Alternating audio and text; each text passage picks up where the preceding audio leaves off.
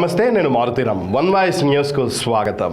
సిద్దిపేట జిల్లా గజ్వేల్లో కేటీఆర్ హరీష్ రావులపై అనుచిత వ్యాఖ్యలు చేసిన మాజీ శాసనసభ్యులు మైనంపల్లి హనుమంతరావుపై స్థానిక పోలీస్ స్టేషన్లో ఎఫ్డీసీ మాజీ chairman Vanteru Pratap Reddy, municipal chairman NC Rajamouli Gupta, AMC chairman Madasu Srinivas, TRS party శ్రేణులు ఫిర్యాదు చేశారు.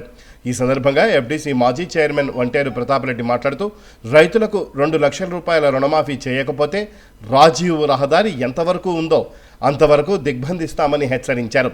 రేవంత్ సర్కార్ 6 గ్యారంటీలు మరిచి రాష్ట్ర ఆదాయానికి గండికొట్టి జేబులు నింపుకుంటోందని విమర్శించారు. మంత్రి కొండా సురేఖ మహిళా సమాజాన్ని కించపరుస్తూ, మహిళపై అనుచిత వ్యాఖ్యలు చేస్తూ సభ్య సమాజం అవమానపడేలా వ్యవహరిస్తున్నారన్నారు.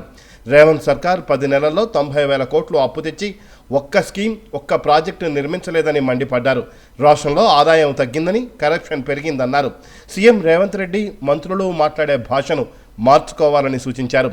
హైదరాబాద్లో హైడ్రా బాధితులు, బీద ప్రజలు నిద్రలేని రాత్రులు గడుపుతున్నారని, వెంటనే హైడ్రాను ఉపసంహరించుకోవాలని డిమాండ్ చేశారు.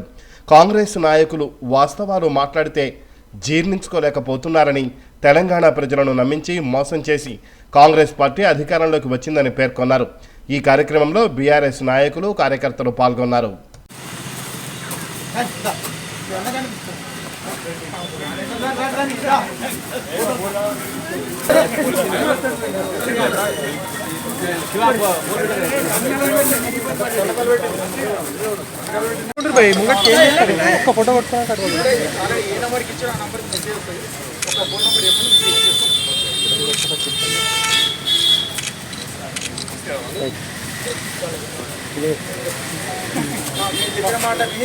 రాష్ట్రాన్ని సాధించినప్పుడు గౌరవ కేసీఆర్ కన్నటువంటి కళలు మరి సంవత్సరాల కాలంలో రాష్ట్రం యొక్క ఆర్థిక పరిపుష్టతను పెంచినటువంటి నాయకుడు కేసీఆర్ గారు. ఇలా రాష్ట్రం ఏర్పడ్డ 10 మాసాల కాలంలో రాష్ట్రాన్ని దివాలా వేయించి రాష్ట్రంలో ఉన్నటువంటి అన్ని వనరుల్ని ధ్వంసం చేస్తున్నటువంటి ప్రభుత్వం రేవంత్ రెడ్డి గారి ప్రభుత్వం. ఇలా రేవంత్ రెడ్డి గారు బూతులు, పిసిసి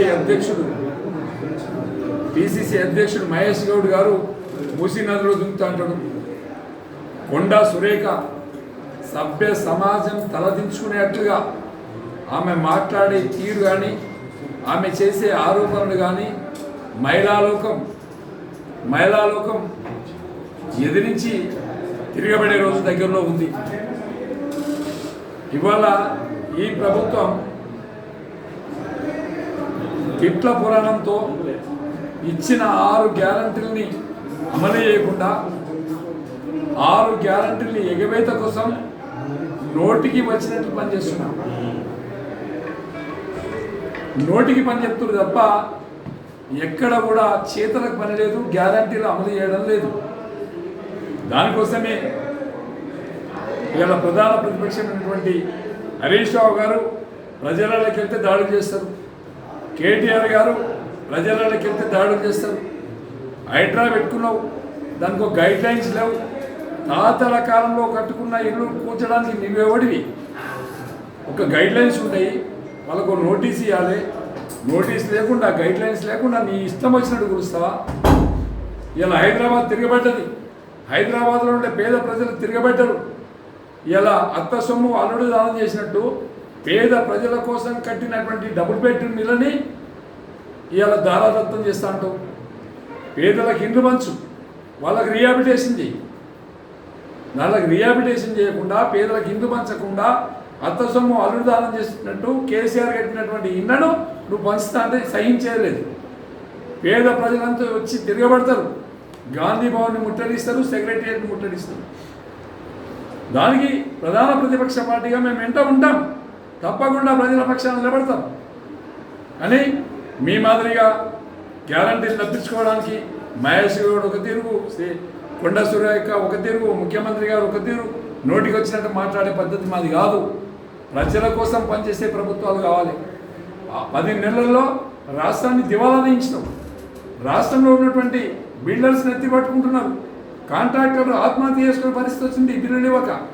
ఎక్కడన్నా బిల్లు అడిగితే 10%, 12%, 15%. ఏంది మీ ఇంట్లోకి వెళ్ళిస్తురా? నీ అయ్యే సొమ్మను దానం చేస్తుండ్రా? ఒక దిక్కరి మైనంపల్లి వచ్చినట్టు వచ్చినట్టు మాట్లాడతాడు, ఇంకొక దిక్కరి కొండ సురేఖ మాట్లాడుతుంది. ఇది ఏం పద్ధతి?